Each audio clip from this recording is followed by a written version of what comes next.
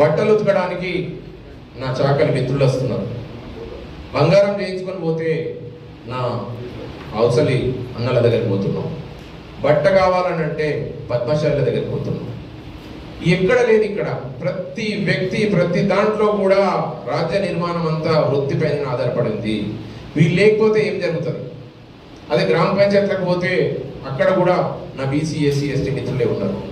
మొత్తం రాజ్యం మొత్తం నిర్మాణం కానీ వృత్తులు కానీ ఆలోచన కానీ నిర్మాణం సంబంధించినటువంటి దేశ భవిష్యత్ అంతా వీళ్ళపైన ఉన్న తర్వాత మనకు రిజర్వేషన్లు అడగడంలో తప్పు లేదు అని అనుకుంటున్నాం. ఎందుకనంటే మనల్ని కేవలం ఓటు బ్యాంక్ గానే చూసుకొని మిగతా దాంట్లో మాత్రం రాజకీయంలో మనకు భాగస్వామ్యం లేకుండా చేస్తున్నారు. సో రాజ్యాధికారం అనేది న్యాయబద్ధంగా ఎవరు ఇచ్చే దయదాక్షిణ్యాల పని లేదు. కేవలం మనం రాజ్యాంగం ద్వారా సిద్ధించినటువంటి మన యొక్క హక్కు ఏదైతే ఉందో కంప్లీట్ గా మనకు సంబంధించినటువంటి అంశం. అది ఆ అంశాన్ని 100% మనం సాధించుకోవాలంటే అది మంచి గాంధేయ మార్గ పోరాటం ద్వారా సాధించుకోవచ్చు. ఎంతో అవసరం ఉన్నటువంటి ఈ యొక్క బీసీ రిజర్వేషన్స్ అనేటి రాబోయే మా తరాలందరికీ కూడా ఖచ్చితంగా మన పిల్లలకు కానీ వాటి యొక్క ఫలాలు ఇప్పుడు సిద్ధించకపోతే ఇప్పుడు ఉన్నటువంటి ఆర్టిఫిషియల్ ఇంటెలిజెన్స్ కానీ టెక్నాలజీ రూపంలో పిల్లలందరూ కూడా ఎక్కడెక్కడో చదువుకుంటూ రాజ్యాంగం పైన కానీ రాజకీయం పైన కానీ వారికి మినిమం ఒక నాలెడ్జ్ లేకుండా వాళ్ళ పనిలో ఉంటే రేపు ఏదో ఒక రోజు పెద్ద ఉపద్రవం వచ్చినప్పుడు అందరు కూడా అణచివేతకు గురవుతారు. కాబట్టి నేను యువతకు కానీ చదువుకున్న ప్రతి వ్యక్తులకు కానీ విజ్ఞానం ఉన్న పర్సన్స్ కి కానీ అలాగే దృక్పథం ఉన్నటువంటి ప్రతి ఒక్క భారతీయుడికి ప్రతి ఒక్క వ్యక్తికి కూడా కోరుతున్నాను, మాకు రావాల్సినటువంటి న్యాయపరమైనటువంటి ఏవైతే రిజర్వేషన్స్ ఉన్నాయో తప్పకుండా మనం సాధించుకోవాలి. అది కూడా నీతిగా సిద్ధాంతపరంగా రాజ్యాంగబద్ధంగానే అలాగే శాంతియుతంగా మన యొక్క నిరసన తెలుపుతూ మేమందరం కూడా విద్య అండ్ విజ్ఞానానికి సంబంధించినటువంటి కొన్ని యాక్టివిటీస్ చేస్తున్నాం. కాబట్టి మాకు కూడా బాధ అనిపించింది.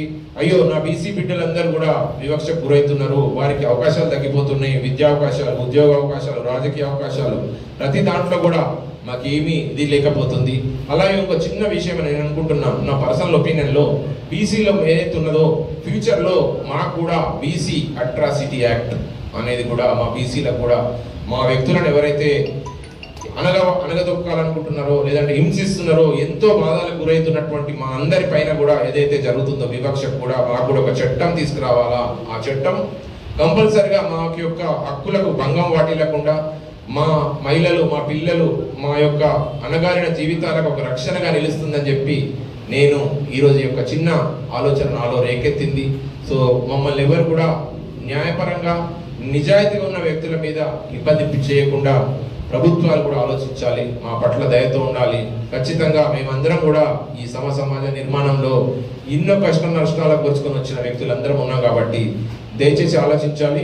అలాగే జేఏసీ ఇచ్చిన ఈ పిలుపు ఏదైతుందో సబ్బండ వర్గాలు ప్రతి ఒక్కరు ఇందులో ఉన్నటువంటి ప్రతి ఒక్కరు కూడా ఏదైతే భావ సారూప్యత కలిగినటువంటి ప్రతి ఒక్కరు పార్టీలకు అతీతంగా కుల మతాలకు అతీతంగా మద్దతు పలకాలని మా యొక్క ఎజెండా మా జెండా మా ఆలోచన మా విధి విధానాలు ఫ్యూచర్లో మా భావితరాలకు అందజేయాలనే సంకల్పంతో మేము ఈ యొక్క కార్యక్రమానికి మద్దతు పలుకుతాం.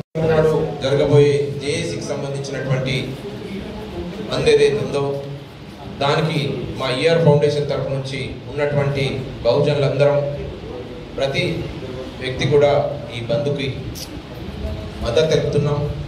100% సంపూర్ణ మద్దతు పలుకుతున్నాం మేమందరం.